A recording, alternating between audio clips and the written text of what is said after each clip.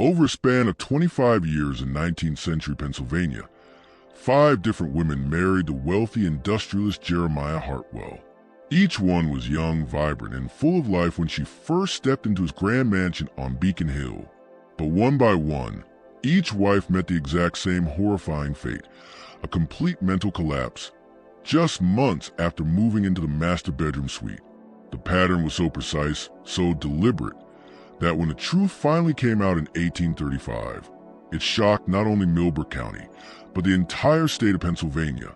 What investigators uncovered wasn't bad luck or some old family curse. It was something much darker, a calculated plan that had been slowly driving women insane for decades. Tonight, we reveal the chilling truth of what really happened inside the Hartwell Mansion, and how one man systematically broke the minds of 5 wives with methods so twisted they still send shivers down the spine. Before we continue with the tragic story of Jeremiah Hartwell and his wives, make sure to subscribe to the channel, and tell us in the comments what state you're watching from. You might be surprised at just how close these dark events happen to your own home. Our story begins in the prosperous town of Millbrook, hidden in the coal-rich valley southwest of Pittsburgh. By 1820, the Industrial Revolution had turned this quiet farming town into a booming center of trade. Factories lined the Monongah River, and newly wealthy families built grand mansions on the hills. Jeremiah Hartwell arrived in Millbrook in 1821, just 25 years old, ambitious, and hungry for success. Unlike many industrialists of his time, Hartwell didn't inherit his wealth. He built it from scratch. The son of a blacksmith from rural Ohio, he learned early that success required sharp intelligence and ruthless determination. Within just 5 years, Hartwell founded Hartwell Iron Works, producing vital railroad components that fueled America's westward expansion. By 1828, his fortune was secure, and his mansion on Beacon Hill was complete. A massive 3-story Georgia estate with 42 rooms, imported marble, and acres of manicured gardens. But the crown jewel of the home was the master bedroom suite, taking up the entire east wing of the 2nd floor.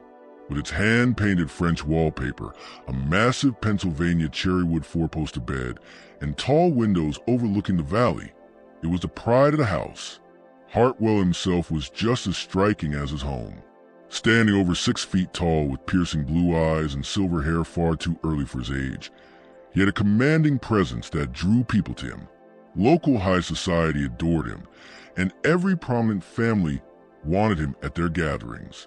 So when he announced his engagement to 19-year-old Margaret Dunlap, the daughter of a respected judge, the entire community celebrated what they believed to be a perfect match.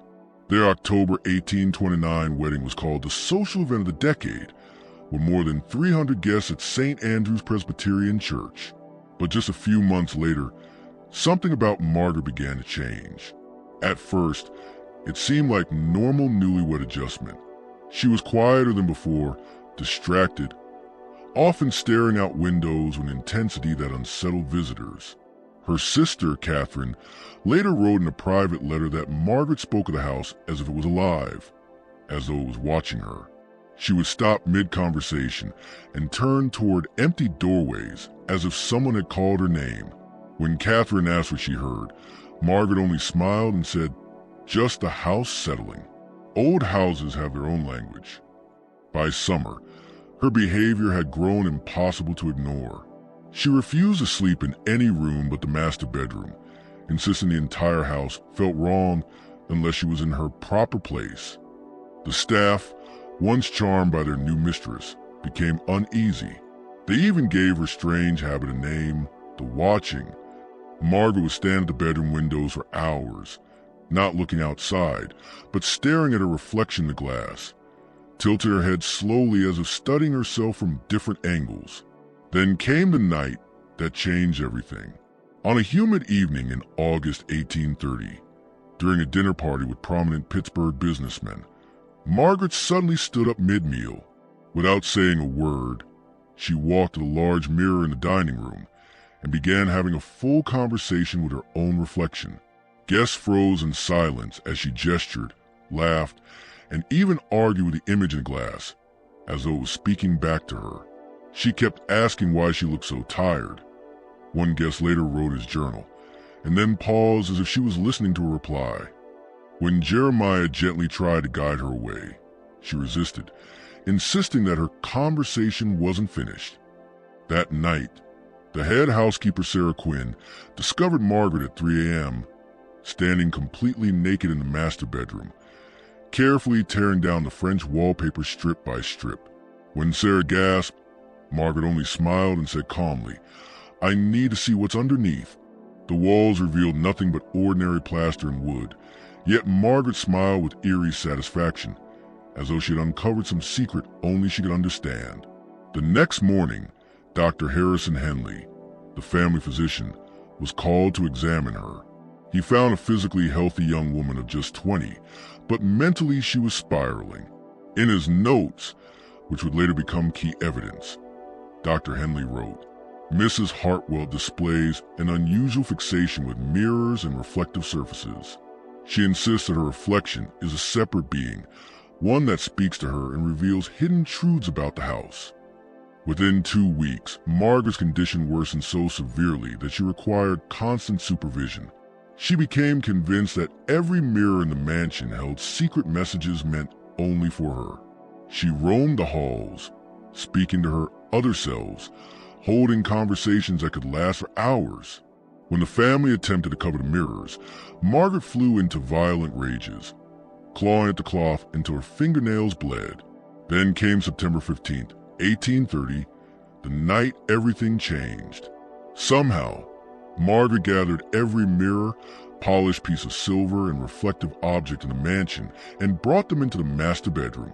By the time dawn broke, she had arranged them in an elaborate pattern around the room and spent the entire night in what the housekeeper later called a conference with her other selves. By morning, Margaret no longer recognized her husband or anyone else. She spoke only to the reflections, insisting they were her real family. After consulting with experts in Philadelphia, Dr. Henley made a grim recommendation. Margaret should be committed to the Pennsylvania Hospital for the Insane. On a gray October morning, with autumn leaves swirling to the Hartwell estate, Margaret was placed into a closed carriage. She called back to her unseen companions, promising, "I'll be back soon." But she never did. Margaret spent the next 43 years in the asylum, never recovering her sanity, never stopping her search for mirrors. Her commitment sent shockwaves through Millbrook's high society. Some whispered about family curses or moral weakness, but most rallied around Jeremiah, treating him as a tragic widower whose happiness had been stolen by forces beyond his control. Medicine in the 1830s often blamed women's mental illness on overstimulation, too much reading, or failure to fulfill natural roles. Dr. Henley's report suggested that Margaret's breakdown had been caused by the stress of suddenly becoming mistress of such a grand household, a theory that satisfied the town and spared Jeremiah from suspicion. For 3 long years after Margaret's commitment, Jeremiah Hartwell lived as a recluse. He shut the master bedroom, covered its contents in white sheets, and moved to a smaller room on the 3rd floor. Staff reported that their employer spent most nights in his study, surrounded by medical texts and letters to physicians, obsessing over the science of mental affliction. When Margaret finally passed away in 1833, Jeremiah held a small, private funeral. Her headstone read simply, "Beloved wife at peace." But peace was the last thing Jeremiah found. Margaret's death seemed to harden something in him. Business associates noticed his growing obsession with order and perfection. He demanded that every mirror in his office be cleaned twice a day, and he frequently checked his reflection during meetings, as if to confirm he still appeared normal. Then came a new and unsettling shift. Jeremiah began speaking of marriage again, but in a cold, calculating way. He approached it like a business deal, creating what he called compatibility assessments for potential wives. It was during this time that he met Elena Rodriguez, the 22-year-old daughter of a Spanish merchant. She was beautiful, intelligent, and, in Jeremiah's words, mentally resilient. Their engagement, announced in the spring of 1834, shocked Millbrook society. Many had assumed Jeremiah would never remarry after such tragedy. But when people saw the couple together, they whispered that Jeremiah seemed to have regained some of his old charm. Elena, radiant and excited, moved into the mansion that summer. And that is when Jeremiah made a decision that would later prove chilling. He reopened the master bedroom. Jeremiah had the master bedroom completely redecorated. Fresh wallpaper, new furniture, and most importantly, a brand new collection of mirrors. Elena embraced her new role as mistress of the Hartwell estate with enthusiasm. She adored the master suite, often giving tours to visiting ladies and proudly pointing out the beautiful mirrors that reflected light around the vast room. Her favorite was the large vanity mirror. Every morning and evening, she would sit before it, brushing her long, dark hair and happily chatting with her maid about the day's plans. For the first 6 months of their marriage, Elena seemed to thrive. She was warm, intelligent, and effortlessly charming, quickly becoming a favorite among Millbrook society. But by the winter of 1834, subtle cracks began to show. The first signs appeared in February 1835, in ways eerily similar to the late Margaret Hartwell, though the staff had been strictly forbidden to mention the previous mistress's fate. Elena's personal maid, Maria Santos, kept a private diary documenting her mistress's strange new habits. Years later, that diary would be found hidden in the attic, and its pages tell a chilling story. Senora Elena sat at her vanity for nearly 2 hours this morning, Maria wrote. But she wasn't looking at herself. She was staring just to the side of her reflection, as if watching someone else in the mirror. When I asked if she needed anything, she whispered, "She tried to tell me something important, Maria. I must listen carefully." By March, Elena had begun what she called mirror conversations. She would stand before different mirrors around the house, pausing, nodding, and answering questions no one else could hear. Unlike Margaret's agitated rants, Elena's conversations seemed calm, even pleasant. "She tells me about the house," Elena confided to Maria one day. "She tells me about the people who lived here before us and the secrets hidden in the walls. She even gives me advice about managing the household staff." Concerned, Jeremiah once again consulted Dr. Henley, the same physician who had overseen Margaret's decline. His private notes reveal growing alarm. "We are witnessing a most troubling parallel to the previous Mrs. Hartwell's condition," he wrote. Yet Elena remains otherwise rational, articulate, and entirely functional. Her delusion is focused solely on mirrors. Then, in April 1835, Elena made a stunning announcement to the household staff. She claimed that during her mirror conversations, she had learned the truth. Margaret Hartwell had never truly gone mad. According to Elena, Margaret was still inside the house, trapped within the mirrors, and was trying to warn future wives about something terrible hidden within the mansion's walls. "The mirror woman says Margaret knew too much," Elena told Maria one evening. "She says that's why they sent her away, to keep her quiet. But Margaret is still here. She's still trying to warn us." Jeremiah's reaction this time was very different. Instead of rushing to commit his wife, he began taking meticulous notes. He documented which mirrors triggered the strongest reactions, what times of day the conversations happened, and even what information Elena claimed to receive. His journals reveal a chillingly analytical approach, as though he was running experiments rather than helping a sick wife. The results disturbed even him. Elena's most intense episodes always occur between sunset and midnight, in the master bedroom, in front of the same large vanity mirror that had once captivated Margaret. And her conversations were becoming darker. Elena claimed the reflection had finally shown her the truth, the real reason Margaret had been sent away. Margaret, she insisted, had discovered a terrible secret about the house, or perhaps about Jeremiah himself, and had been deliberately made to appear insane to silence her. By the summer of 1835, Elena's strange habits could no longer be hidden from Millbrook society. She refused to attend any gatherings unless the host's home had mirrors, insisting she needed to check with her advisor before speaking to anyone. At mirrorless events, she became restless and distracted, often leaving early to hurry back home to her nightly consultations. Then came the breaking point. One sweltering August evening, Jeremiah found his wife seated before the vanity mirror, her hands folded, her face pale and still. She wasn't chatting with her reflection this time. She was just staring, her eyes filled with grief. "She has shown me the truth about this house," Elena said softly, never looking away from the glass. "About what you do to the women who live in this room. About why Margaret really went insane." What followed, according to Jeremiah's journal, left him speechless. Elena claimed the mirror woman had revealed secret passages within the walls, hidden rooms where people had been kept against their will, and evidence of what she called experiments on unwilling victims.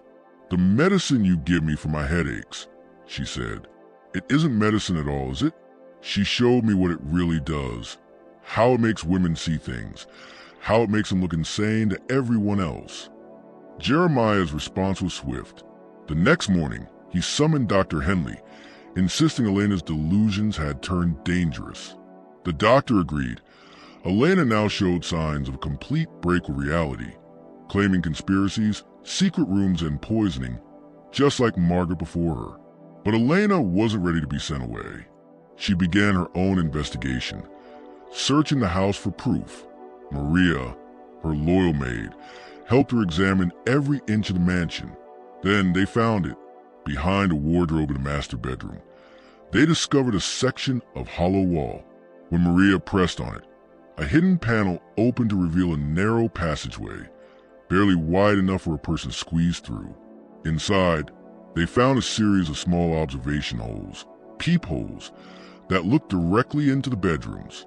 The mirror woman was right, Elena whispered triumphantly. "The passages are real. If this is true, then everything else she told me must be true." The discovery sent shock waves to the household staff and through Jeremiah himself. His journal entries from this time are filled with panic. "Elena's delusions have led to the discovery of architectural features I did not know existed," he wrote. "If these passages are genuine, how can I continue to claim her theories are entirely the product of madness?" Gossip in Millbrook spread like wildfire. How had Jeremiah not known about the secret passages? What were they for? And why had both of his wives suffered identical breakdowns focused on the same bedroom and the same mirrors? Then came an unexpected complication. Elena's father arrived. Don Carlos Rodriguez, a shrewd and uncompromising man, had heard disturbing rumors about his daughter's condition. When he saw Elena, he found her calm, articulate, and absolutely insistent that her revelations were true.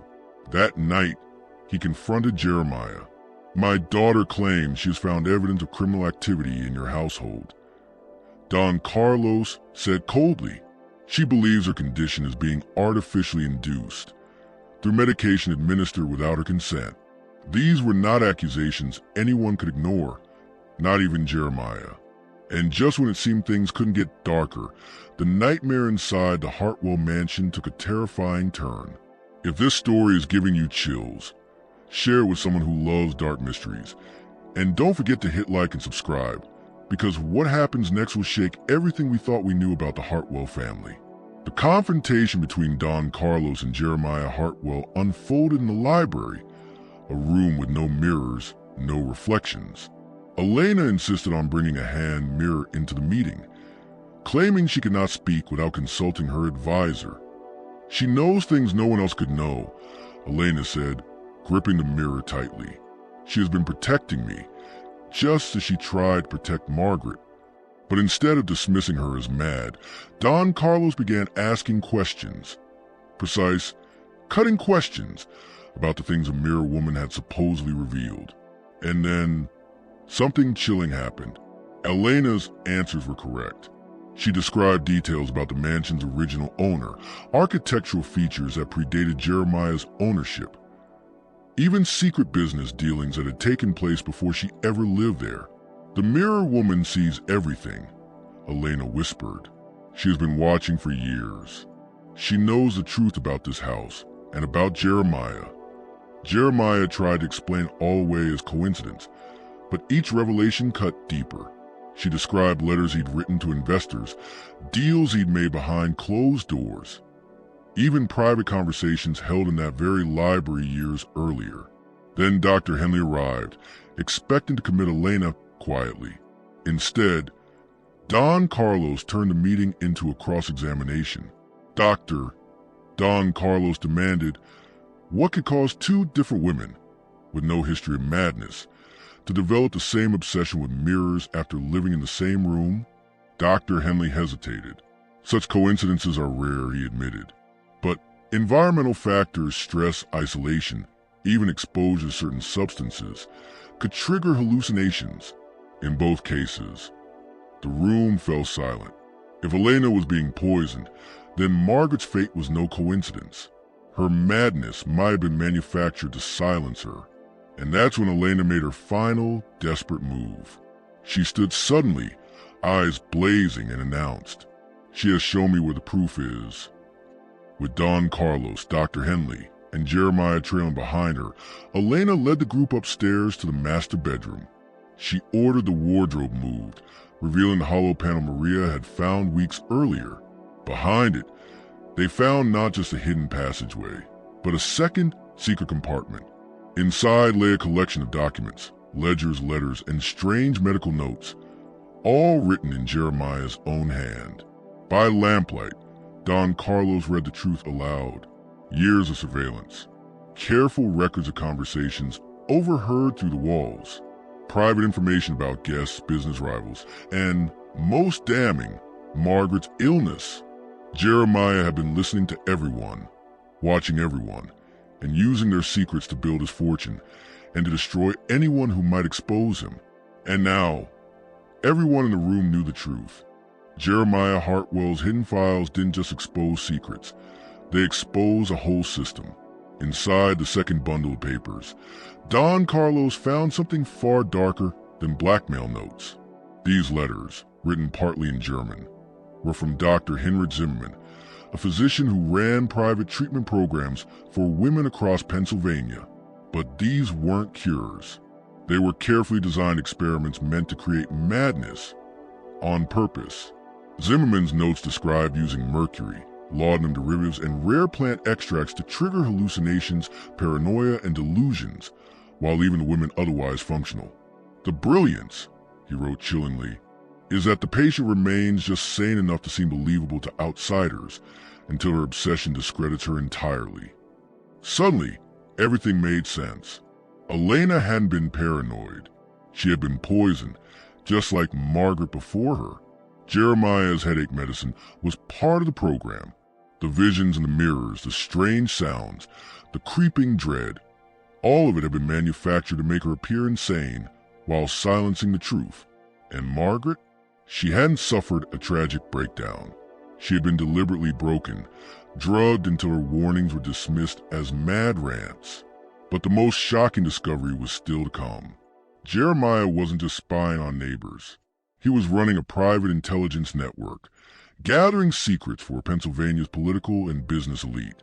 The hidden passages weren't just for eavesdropping. They connected to secret storage rooms filled with copied letters, confidential documents, and records of every scandal he could exploit.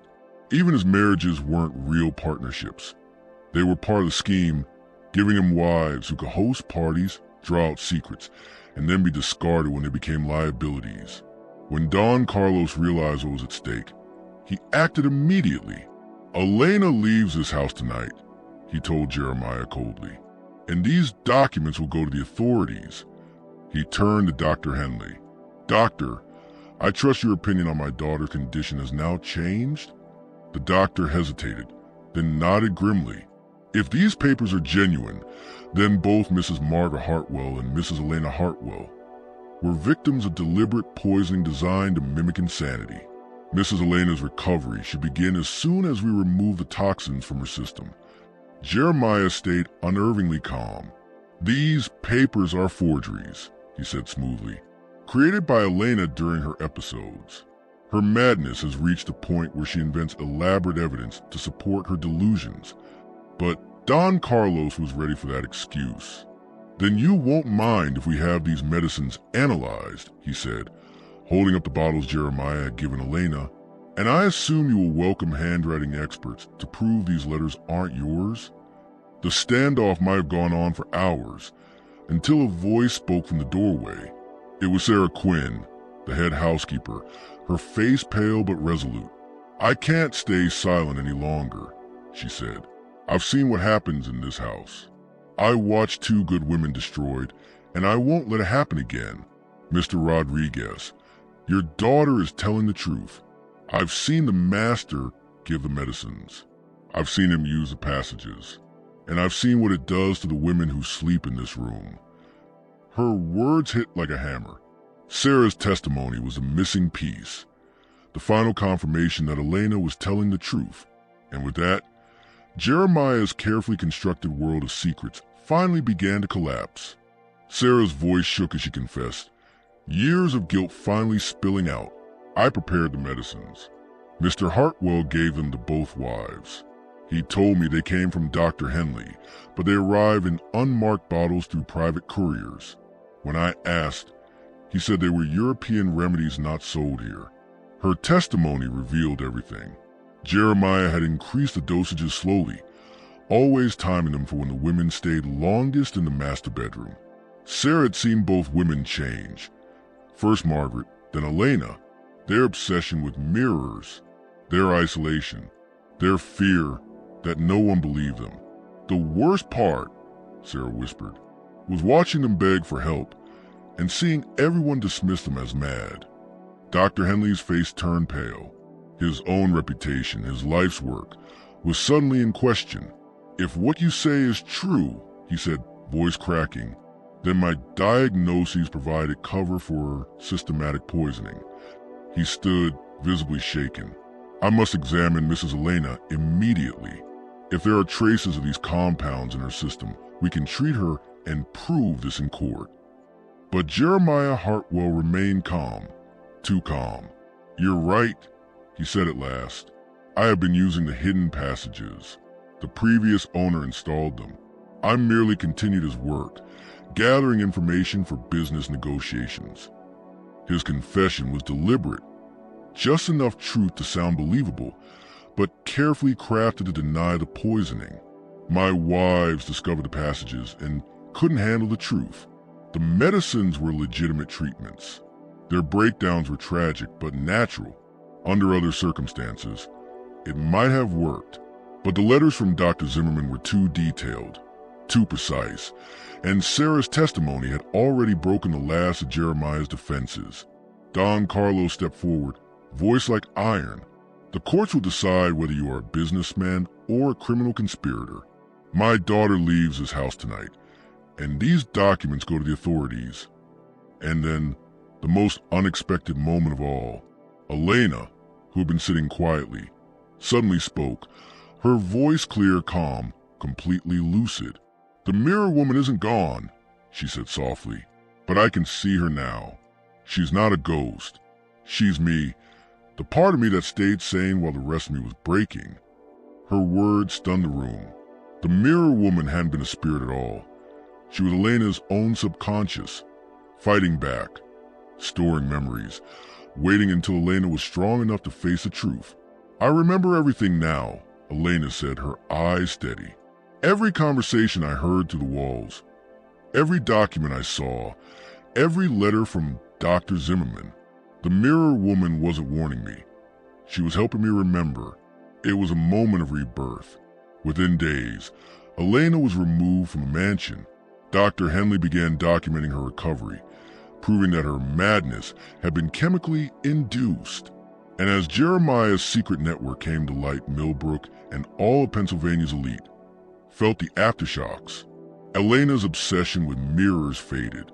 Her mind cleared, and for the first time in years, the Hartwell Mansion was silent. But the shadow it cast over Millbrook would never fade completely. Elena's recovery gave investigators everything they needed. Her clear memories created a full map of Jeremiah's criminal empire.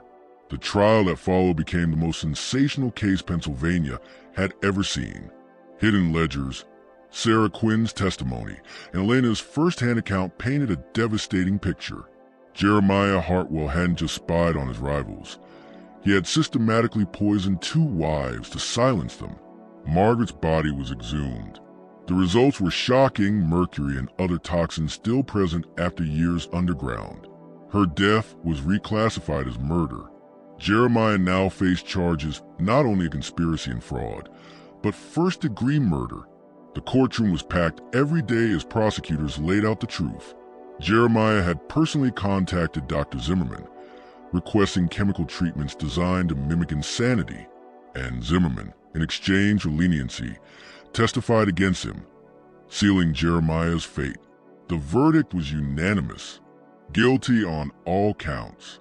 Jeremiah Hartwell was sentenced to death by hanging, carried out within 30 days. By the time of the execution, Elena had made a full recovery. She returned to her father's home in Pittsburgh, rebuilt her life, and eventually remarried. But she never again spoke publicly of the Hartwell Mansion, except for her testimony at the trial. The house itself became a grim landmark.